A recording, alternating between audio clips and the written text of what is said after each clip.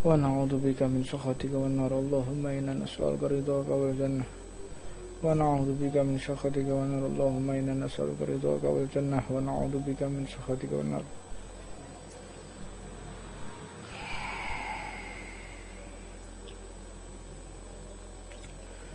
Bismillahirrahmanirrahim. Alhamdulillah.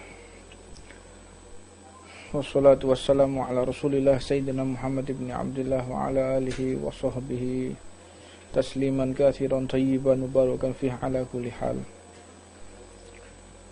Subhanaka la ilma lana illa ma 'allamtana innaka antal alimul hakim. Rabbi shrah li sadri wa yassir li amri wahlul 'uqdatam min lisani yafqahu qawli. Subhanaka la ilma lana illa ma 'allamtana innaka antal alimul hakim. Rabbi shrah li sadri wa yassir li amri wahlul 'uqdatam min lisani yafqahu qawli.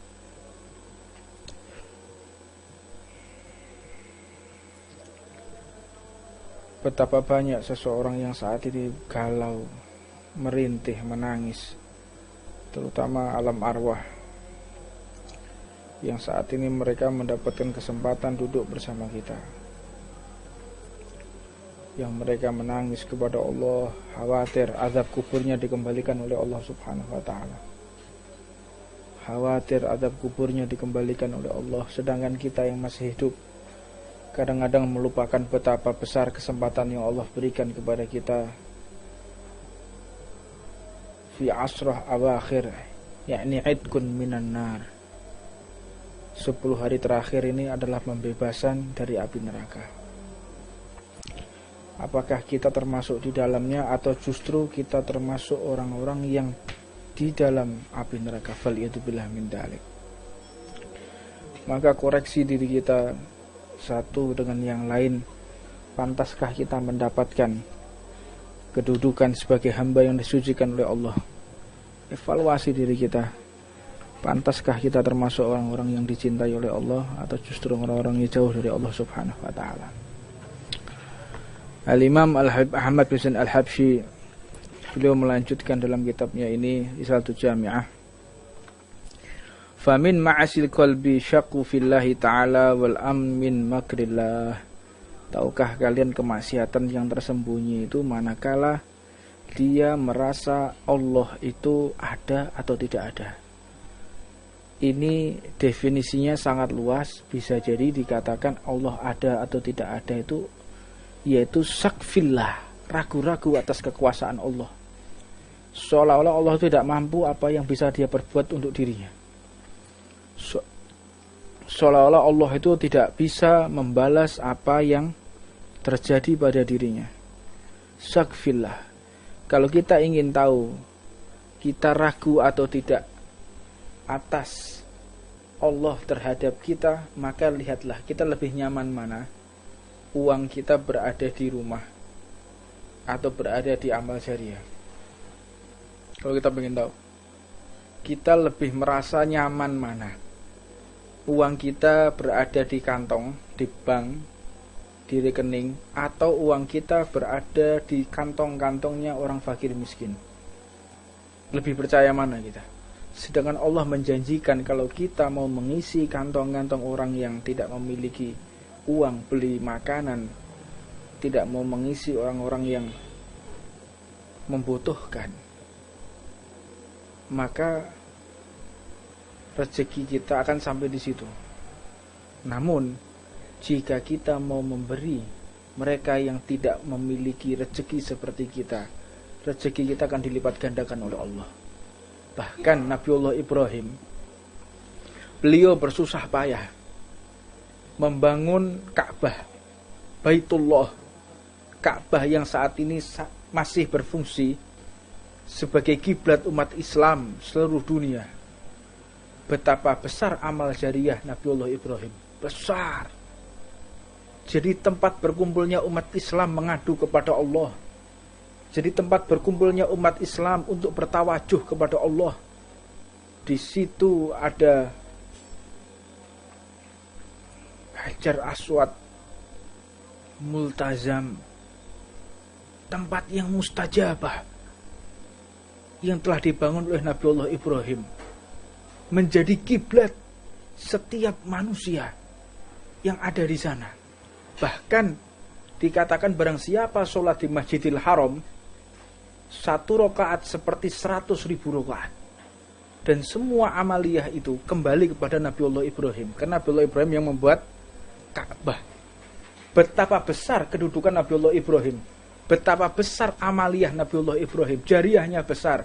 Namun ketika Nabiullah Ibrahim selesai membuat Ka'bah, selesai membangun Ka'bah, Allah berfirman. Apa yang dikatakan oleh Allah? Wahai Ibrahim, amaliyahmu, jariyahmu membangun Ka'bah tidak sebanding besarnya dibandingkan orang-orang yang mengisi kantong fakir miskin atau mengisi perut orang-orang yang lagi kelaparan.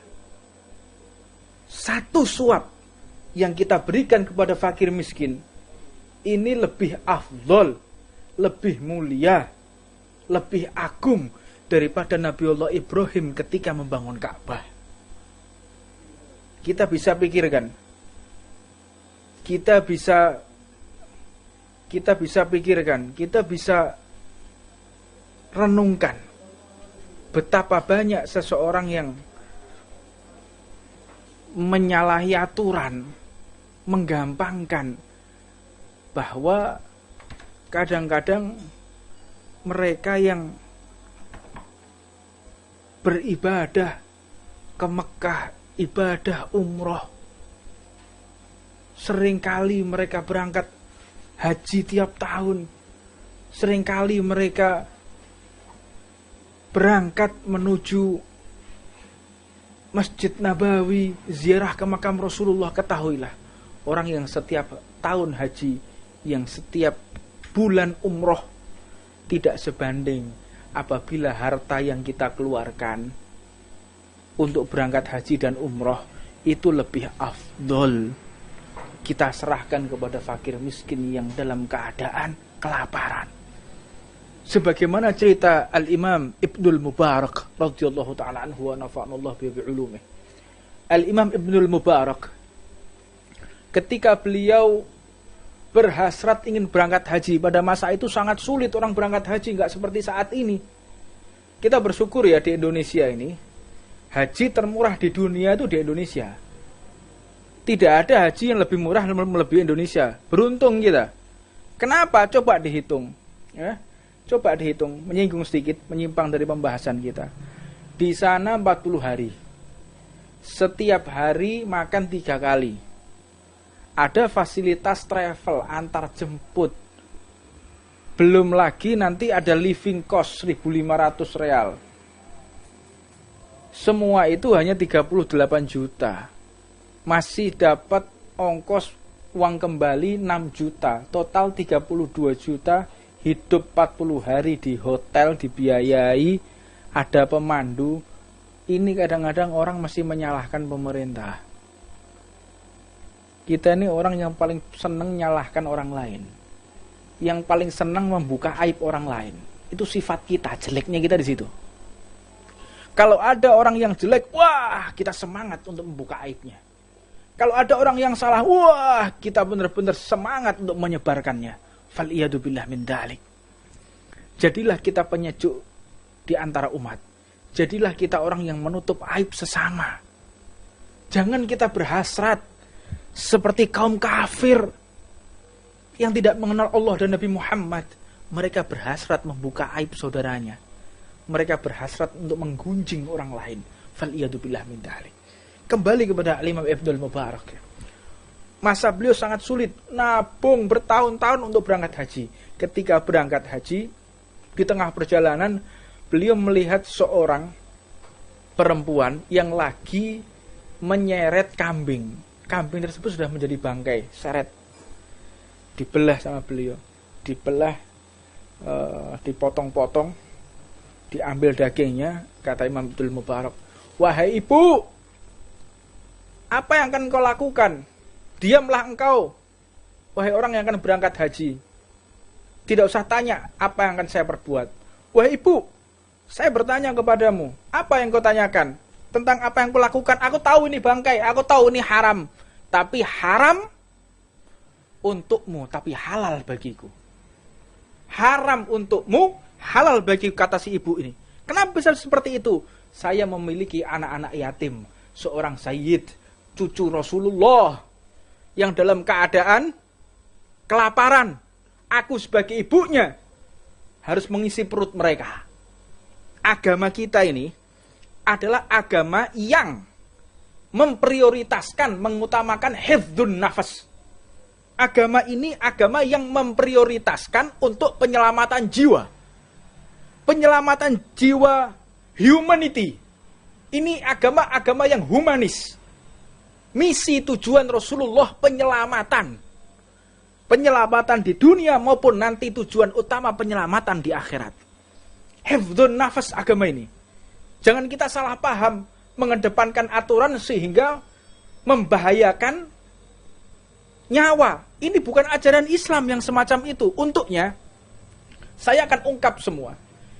Kisah Imam Ibnul Mubarak ini, ibu ini mengatakan, haram untukmu, halal untukku, karena kami memiliki putra-putra seorang sayyid yang dalam keadaan lapar. Kelaparan kami ini, maka menjadi halal. Agama ini menyarankan, agama ini mengatur bahwa bangkai itu hukumnya haram, anjing itu hukumnya haram, babi itu hukumnya haram. Namun jika untuk menyelamatkan nyawa bisa menjadikan mati apabila tidak dikonsumsi, agama ini menghalalkan. Ini penting dicatat. Ini agama untuk penyelamatan jiwa. Bukan cuma menegakkan aturan, cuma beribadah. Sholat itu adalah tidak ada. Sholat itu tidak ada amaliyah yang setinggi sholat. Awalu ma yuhassabu bil abdu as-sholah. Pertama kali pertanyaan di alam kubur itu adalah sholat. Tidak ada yang lebih afdol daripada sholat. Maka sholat ini benar-benar tidak boleh dibatalkan dengan alasan apapun kecuali penyelamatan jiwa. Allahu Akbar. Apakah ada yang lebih tinggi dari Allah? Tidak ada. Kita menghadap Allah. Apakah ada yang memiliki posisi setinggi Allah? Tidak ada. Apakah ada zat yang lebih afdal dari Allah? Tidak ada. Apakah ada zat yang harus dihormati melebihi Allah? Tidak ada. Allah yang wajib dihormati. Allah yang harus nomor satu di hati kita. Namun, jika kita sholat menghadap kepada Allah, kita melihat ada orang yang lagi tenggelam, sholat kita menjadi haram apabila tidak dibatalkan. Harus menyelamatkan orang lain. Agama ini seperti itu. Untuknya saya singgung juga. Sebentar lagi kita akan melaksanakan sholat Idul Fitri. Sholat Idul Fitri ini menurut saya, apa yang dikatakan oleh guru-guru kami penyambung lidah. Sholat Idul Fitri sebaiknya di rumah saja. Sudah cukup sejarah mencatat peristiwa yang ada di Mesir sampai kehilangan setengah dari warganya. 2,5 juta orang mati karena wabah. Apa sebab? Karena wabah tersebut mereka katakan akan hilang dengan istighosah. Mereka beramai-ramai mengumpulkan masyarakat di daerah Mesir. Pernah kejadian, mereka mengumpulkan masyarakat dengan jumlah yang sangat besar, berdoa kepada Allah, menggelar tablik akbar, membaca Khatmul Bukhari, membaca hadis Rasulullah. Apa yang mereka lakukan? Baca hadis dengan bersuci, berdoa kepada Allah, bermunajat. Apa hasilnya? Wabah semakin menjadi-jadi. Kenapa bisa seperti itu? Karena yang mereka lakukan tidak sesuai dengan sunnah Nabi Muhammad SAW. Sunnah Rasulullah saat ini, jaga diri. Jaga diri. Bersihkan diri. Jangan banyak-banyak kita kumpul orang, social distancing. Ini sunnahnya seperti itu. Bukan saat ini sunnah sholat id, bukan. Sunnahnya saat ini menjaga. Jangan sampai yang namanya wabah ini semakin besar karena banyaknya perkumpulan yang tidak harus dilakukan. Ini bukan wajib kok. Lalu bagaimana solusinya? Kita tidak ke masjid. Kita kan ingin iktikaf. Kita kan kepingin atahiyatul masjid. Kan kepingin kita atahiyatul masjid. Tapi kita nggak bisa ke masjid. Gampang. Buatlah masjid di tengah rumah kita. Bagaimana caranya? Gelar sejadah. Sejadah kita gelar di tengah rumah kita. Atau tempat yang sekiranya tidak mengganggu orang lewat. Gelar sejadah tengah rumah kita. Setelah digelar, maka niatkan, ini saya jadikan wakaf menjadi masjid. Sejadah itu, tempat sejadah itu, maka menjadi masjid. Kita bisa iktikaf di sana, dan kita bisa membaca Al-Quran di sana, dan tidak boleh dilewati oleh orang yang lagi menstruasi. Jadi masjid. Nggak perlu kita punya masjid di tengah rumah kita. Namun apabila kita menjual rumah tersebut menjadi tidak bisa. Apa sebab? Ada tanah wakaf di situ. Menjadi masjid. Sholat atahiyatul masjid bisa di situ. Baca Quran bisa di situ. Tanah itu menjadi tanah wakaf. Menjadi tanah umat Islam. Kita sudah tidak berhak lagi untuk memiliki. Tidak bisa dijual juga. Jadi apabila dijual hukumnya dosa. Karena itu sudah kita wakafkan. Tapi itu solusi. Bagi orang-orang yang sudah memiliki keyakinan kuat, dia ingin sholat di masjid, dia ingin menjadikan ingin mendapatkan pahala iktikaf, jadikan rumah kita satu petak. Ya Allah, saya niatkan, saya wakafkan tanah sebelah sini. Ini jadi masjid sudah. Nggak perlu kita ke masjid. Untuk tidak kehilangan fadilah kita berangkat ke masjid. Dari kamar menuju ke masjid sudah dihitung perjalanan menuju ke masjid sudah fadilah. Seperti itu. Agama ini punya solusi semua. Agama ini tidak ada pertanyaan yang buntu. Dalam Islam itu tidak ada. Semua pertanyaan kehidupan kita mulai kita lahir sampai masuk ke liang lahat itu semua diatur. Bagaimana cara kita masuk ke masjid, bagaimana kita masuk ke toilet, mohon maaf. Sampai bagaimana cara membersihkan tempat keluarnya kotoran itu diajarkan oleh Rasulullah. Dengan jari yang mana, gerakannya bagaimana, supaya bersih, tidak ada sisa kotoran di pantat kita. Itu diajarkan oleh Rasulullah. Komplit agama ini. Agama ini bukan agama sembarangan yang tidak ada solusi, yang kita kadang-kadang berstatement sesuai dengan hawa nafsu. Kita harus melaksanakan tabligh akbar. Jangan mau dibohongi. Ini gerakan komunis. Ini gerakan para musuh Allah. Ini gerakan liberal sehingga mengosongkan masjid. Loh, itu sunahnya seperti itu. Namun kita memiliki kekecewaan. Ya, apa sebab kita para kiai, para ulama, para habaib diminta untuk umat ini tidak berkumpul pengajian, tidak berkumpul untuk melaksanakan sholat id. Tapi ya mohon dong pemerintah juga menertibkan mal-mal yang masih buka. Tempat-tempat pasar yang masih buka. Tempat-tempat perdagangan, tempat-tempat nongkrong, kafe, dan lain sebagainya, ya mohon ya ditertibkan. Jangan cuma dikasih jam. Kalau dihitung perkumpulan kita di masjid dengan lamanya mereka nongkrong, justru lebih lama mereka kok nongkrongnya. Sholat Jumat itu berapa lama sih? Sholat Idul Fitri itu berapa lama sih? Sebentar dibandingkan mereka pegang HP, nongkrong rame-rame, lebih lama mana? Apalagi kalau ada wifi-nya tambah lama lagi. Apalagi pasangan muda-mudi, lebih lama lagi. Apalagi tempat-tempat yang menyediakan baju baru dan lain sebagainya, mereka lebih berjubal di situ. Jadi kalau kita para ulama, para kiai, para habaib diminta untuk mengatur para santri, para umat untuk sholat di masjid, itu ditinggalkan sementara demi wabah ini. Sholat di rumah Idul Fitri, kami terima.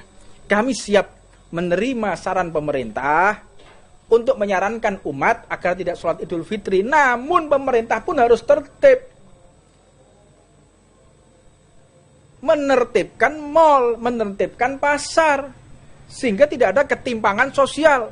Sehingga tidak ada ketimpangan pemahaman. Kalau ketimpangan pemahaman seperti ini ya aneh toh.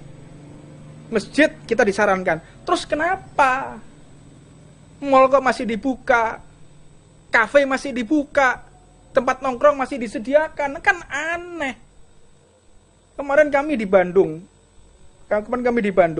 jalan-jalan ditutup, social distancing. Tapi di tempat yang kosong tersebut mobil tidak boleh lewat.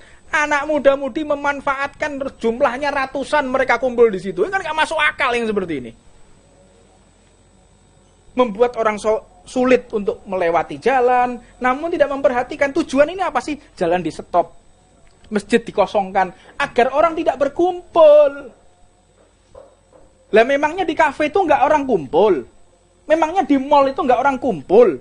Di pasar itu nggak orang kumpul? Kumpul kok mereka. Kenapa yang mereka seperti itu tidak ada himbauan, hanya dikasih jam? Hanya dikasih jam. Ya ini merupakan bentuk suara yang hak, yang harus diterima oleh semua orang. Nah ini penting ya, dipahami oleh semua orang, bahwa apa yang kita lakukan ini bentuk pencegahan. Penentu nasib bangsa Indonesia 10 hari ke depan ini. Penentu 10 hari ke depan ini. Kalau 10 hari mereka tetap melaksanakan mudik, tetap melaksanakan pulang kampung, tidak social distancing, pegangi omongan saya. Lihat, akan meledak wabah ini. Masuk ke rumah semua orang. Akan menampar semua pipi semua orang. Lihat aja.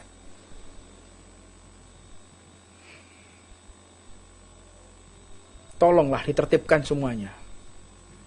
Sadar diri. Mereka yang ada di Jakarta, mereka yang di tempat-tempat yang saat ini melakukan PSBB, mereka kesusahan, sedih, tidak bisa bertemu dengan keluarga. Mereka sedih, yang saat ini di PHK, tapi nggak bisa pulang. Sedih, hanya makan tabungan, nggak ada kerjaan. Namun di tempat-tempat tertentu mal masih dibuka, pasar masih dibuka, banyak orang berjubel. Ini kan menyayat hati namanya. Ya memang, yang namanya virus ini makhluknya Allah, ciptaan Allah, tidak bisa menyebar kecuali izin Allah. Memang. Siapa bilang enggak? Iya memang. Ini seleksi alam ya. Ini seleksi alam fi akhir sa'ah. Ini seleksi alam. Mereka orang-orang yang memiliki sesuatu dalam hatinya akan terjadi sesuatu pada diri dan keluarganya. Orang yang bisa menyelamatkan hati, pikiran dan akhlaknya, dia akan selamat sampai berjumpa dengan husnul khotimah. Ini seleksi alam ini. Silahkan pikirkan baik-baik. Nasib bangsa Indonesia 10 hari ke depan. Mereka maksa mudik, halal bihalal, memaksa sholat Idul Fitri dengan jumlah yang sangat besar, dengan masyarakat majmuk dari berbagai kota. Ini akan berbahaya karena sifat daripada virus ini akan mutasi genetik. Mutasi genetiknya ini akan berbahaya. Saya nggak akan berpanjang-panjang lah. Saya cuma bisa berdoa kepada Allah. Kami di sini memiliki kewajiban untuk menyampaikan. Taat atau tidak itu terserah Anda. Kami mengucapkan seperti ini dikatakan tidak membela rakyat. Di saat yang lain kami dianggap kontra pemerintah, memusuhi pemerintah. Ini keadaan kita seperti itu ya, ikhwan. Adu domba. Berbicara apapun salah, diam pun salah, mengomentari apapun salah, tidak mengomentari juga salah. Ini disalahkan semua orang. Ini antara satu dengan yang lainnya saling menyalahkan.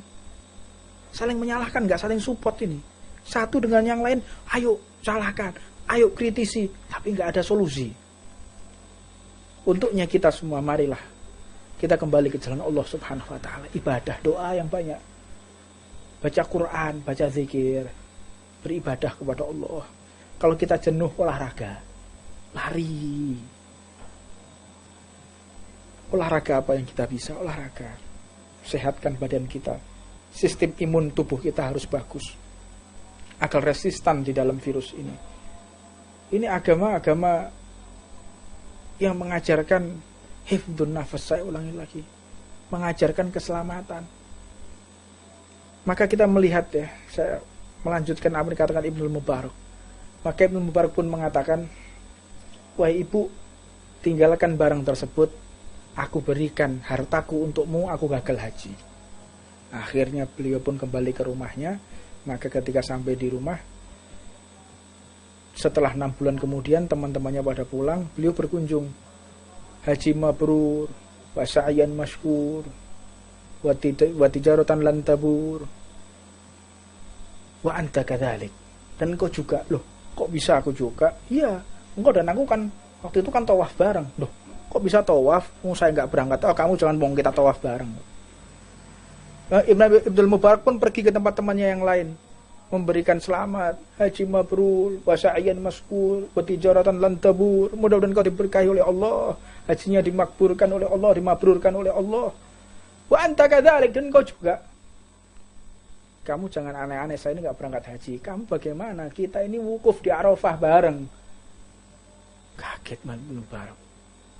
Tadi mengatakan tawaf bareng saya, ini wukuf di Arafah. Jalan lagi. Sampai akhirnya beliau ke teman yang lain mengatakan, itu juga haji mabrur, wa sa'yan masykur, wa tijaratan lan tabur. Mudah-mudahan hajimu dikabulkan oleh Allah. Wa anta kadzalik, kata temannya. Loh, saya enggak berangkat haji, kamu jangan aneh-aneh, kita limpar jumroh bareng kok. Semakin bergetar hati Imam Ibnu Mubarak. Saya enggak berangkat, tapi mereka mengatakan aku bersama mereka. Malamnya beliau berpikir, ya Allah, mereka kok aneh begini ya. Malamnya beliau mendengarkan zat yang menciptakannya mengatakan, jangan ragu wahai hambaku, sesungguhnya apa yang kau perbuat aku saksikan. Engkau menolong Duriyah, kekasihku Nabi Muhammad. Engkau menolong anak-anak yatim yang kelaparan, aku saksikan. Dan sebagai gantinya aku wujudkan satu malaikat yang menyerupai dirimu, wajah seperti wajahmu, dan haji umroh sepanjang tahun, sepanjang waktu aku gantikan sebagai dirimu, dan sampai hari kiamat tidak akan aku akhiri. Maknanya apa? Agama ini hifdzun nafas.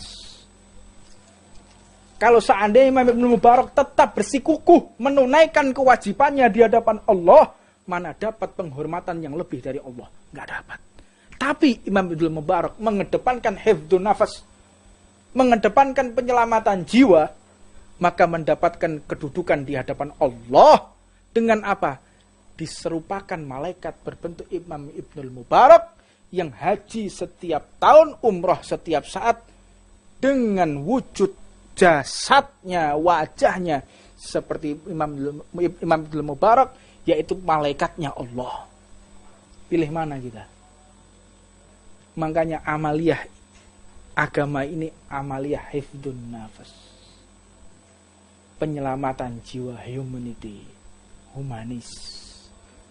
Kita jangan konyol beribadah setiap bulan berangkat umroh tapi tetangga kita kelaparan, haram umroh kita. Haji yang wajib menjadi tidak wajib, hajjul baiti man istata'a ilaihi sabila. Haji itu hukumnya wajib. Namun apabila kita haji, keluarga kita kelaparan, anak-anak kita terlantar, maka haji menjadi tidak wajib. Agama ini agama hifdzun nafas, penyelamatan jiwa. Lebih afdol harta kita digunakan untuk mengisi perut orang-orang yang kosong daripada kita berangkat haji dan umroh, daripada melaksanakan kewajiban, apalagi melaksanakan ibadah sunnah. Seperti apa? Seperti sholat Idul Fitri yang akan datang. Haji saja bisa digagalkan kalau alasannya hifdzun nafas, menjaga keselamatan. Apalagi sholat Idul Fitri. Boleh di rumah bersama keluarga, dan ini adalah kesempatan bagi bapak-bapak kepala keluarga untuk tampil di hadapan anak dan istrinya bahwasanya saya adalah kepala keluarga, pegang tongkat khutbah Idul Fitri di rumah. Jadi bapak saya ini bukan hanya memimpin untuk menafkahi, tetapi memimpin ibadah menghadap kepada Allah Subhanahu wa taala. Makanya penting ilmu agama, penting nyantri agar kita tidak diremehkan oleh anak istri kita. Betapa terhormatnya seorang kepala rumah tangga yang dia bisa memimpin dan khutbah di hadapan keluarganya. Cakep bapaknya, terhormat bapaknya. Bacaan bapaknya bagus, Fatihahnya, bacaan Qur'annya bagus, ngerti hukum Allah, terhormat dia. Makanya Jenderal Sudirman seorang panglima besar. Kenapa dikatakan panglima besar? Karena memimpin militer dan memimpin ibadah kepada Allah. Siapapun panglimanya, jika ingin menjadi panglima besar, jadilah panglima yang bisa memimpin militer dan bisa memimpin agama. Ini yang membuat kita semakin ditakuti oleh musuh-musuhnya Allah Subhanahu wa Ta'ala. Seorang kepala rumah tangga yang bisa menyelamatkan rumah tangganya bukan hanya bisa memenuhi kebutuhan perut, namun bisa memenuhi kebutuhan rohani batiniah daripada keluarganya. Nyantri ini penting, taklim ini penting. Betapa gagahnya kepala rumah tangga, anaknya diminta untuk qomat. Setelah itu bapaknya melaksanakan khutbah di hadapan anak istrinya, di hadapan keluarganya. Terhormat, ditakuti. Dia yang menafkahi, dia yang berceramah, dia yang memimpin rumah tangganya menjadi rumah tangga sakinah, mawardah, warahmah. Keagungan ilmunya Rasulullah Shallallahu Alaihi Wasallam. Makanya jangan kosongan. Jadi kepala rumah tangga jangan kosongan. Isi rumah tangga kita dengan ilmunya Rasulullah. Ajari anak-anak kita mengenal Rasulullah. Dan jangan lupa isi diri kita dengan ilmu Nabi Muhammad. Jika kita sudah merasa gagal, saya sudah sulit menjadi imam rumah tangga kita. Anak kita jangan sampai gagal. Putra kita jangan sampai gagal. Kita kan malu. Kalau tidak bisa mengimami sholat, jangan sampai anak kita malu seperti kita tidak bisa memimpin sholat di rumah tangganya. Imam Syafi'i mengatakan, pedihnya menuntut ilmu, sengsaranya menuntut ilmu, tidak sebanding dengan sengsaranya malu di dalam kebodohan menuntut ilmu agama. Kita menuntut ilmu agama, sengsara, pedih, kena gatal-gatal, pisah dengan orang tua, wah, sumpek. Tapi tidak sebanding dengan siksanya orang yang bodoh di hadapan keluarganya yang nggak ngerti ilmu agama. Malu. Apalagi udah masanya tarawih, bapak yang imami tarawih ya bapaknya nggak bisa baca sholat, baca Quran nggak hafal, tajwidnya nggak bagus. Ada saran seperti ini, bapaklah nanti yang menjadi imam sholat Idul Fitri, bapaknya nggak ngerti, apa nggak malu, nggak menyesal? Kalau kita sudah terlanjur nggak bisa memimpin sholat Idul Fitri, maka jangan sampai anak kita merasakan malu seperti kita. Bekali anak-anak kita dengan ilmunya Rasulullah Shallallahu Alaihi Wasallam. Mudah-mudahan pesan ini sampai ke seluruh Nusantara. Pesan ini didengar oleh semua orang. Hifdun nafas segala-galanya, penjagaan nyawa segala-galanya, bukan hanya untuk umat Islam, seluruh umat beragama, seluruh umat manusia harus diselamatkan. Kita sholat Allahu Akbar, itu ada orang Nasrani lagi tenggelam, batalkan sholat kita, tolong orang Nasrani itu. Ini agama kita seperti itu. Bukan itu harus orang Islam apa? Enggak seperti itu agama. Kecuali ada 3 golongan orang. Yang pertama, tarkus sholat. Orang yang meninggalkan sholat. Boleh orang ini dibiarkan kelaparan, boleh orang ini dibiarkan tenggelam, boleh orang ini untuk tidak dihiraukan. Boleh. Siapa mereka? Tarkus sholat. Mereka meninggalkan sholat. Bahkan di dalam kitabnya Takritotus Sadidah, di dalam bab khusus masalah tarkus sholat, orang yang meninggalkan sholat ini haram jenazahnya untuk disolati, haram jenazahnya untuk dikafani, bahkan haram jenazahnya dimakamkan di pemakaman orang Islam. Ini bukan untuk diterapkan, tapi biar kalian tahu seperti itu hukumnya. Bahkan diceritakan pula orang yang meninggalkan sholat ini boleh dorobtu unukihi bisaif, boleh dipenggal kepalanya dengan pedang, diatur bagaimana cara menggalnya. Ini orang-orang yang ingkar terhadap sholat. Namun tarkus sholat, orang ini boleh diasingkan, boleh diusir dari pemukiman. Karena apa? Orang yang tidak sholat itu membawa 124.000 laknat kutukan dari Allah. Orang yang meminum minuman keras itu turun 1 laknat Allah. Orang yang membunuh turun laknat Allah. Tapi orang yang meninggalkan sholat turun 124.000 laknat dari Allah. Tahukah laknat? Apa itu laknat? Kutukan Allah. Kutukan Allah ini turun kepada siapa yang bisa kita lihat? Turun kepada iblis. 1 kali kutukan Allah turun kepada makhluknya. Makhluk tersebut tidak bisa masuk ke dalam surga. Makhluk tersebut tidak mendapatkan rahmat Allah. Namun orang yang meninggalkan sholat, Allah kutuk sebanyak 124.000 kutukan. Faliyatubillah min dalik. Pikirkan baik-baik. Tarakus sholat ini sangat berbahaya. Meninggalkan sholat 5 waktu ini paling berbahaya. Sampai dikatakan ingin sholat di masjid, gunakan sajadah. Sholat di masjid, sajadah kita sebagai masjid. Insya Allah kita semua diberikan kekuatan sholat 5 waktu, sehingga Allah menutup usia kita dengan husnul khotimah. Mudah-mudahan Allah mempermudah kita sholat 5 waktu, dan Allah memaafkan segala dosa-dosa kita. Wa ma kunna muhlikil qura illa wa ahluha dzalimun. Tidak ada yang namanya musibah kecuali orang-orang bermaksiat kepada Allah Subhanahu wa taala. Angka kemaksiatan tinggi, muncullah wabah ini. Mari kita bertaubat, dengan sendirinya wabah ini akan hilang insyaallah. Tapi kalau tidak, semua akan merasa tertampar dengan wabah ini. Wallahu a'lam. Rabbana atina fid dunya hasanah wa fil akhirati hasanah wa qina adzabannar. Wa 'alam man wa sayyidina al-habib Umar Muhammad sallallahu alaihi wa 'alam habibana Ahmad jamta wa barik wa 'alam syekhuna wala wa 'alam man auliya tis'a wala wa 'alam man wa sayyidina mahsusan sayyidina mahdum bin sayyidina Ahmad rahmatullah wa sayyidina Syekh Jaluddin wa sayyidina Maulana Ishaq wa sayyidina Imam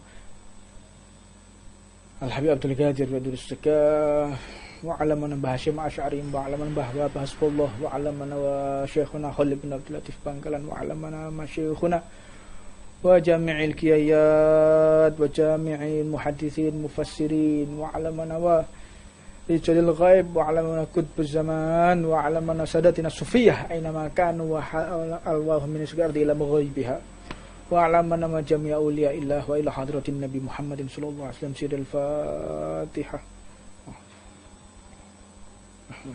Jangan ta'allu maghdubi 'alaihim waladdallin amin. Wallahu a'lam. Wallahu a'lam.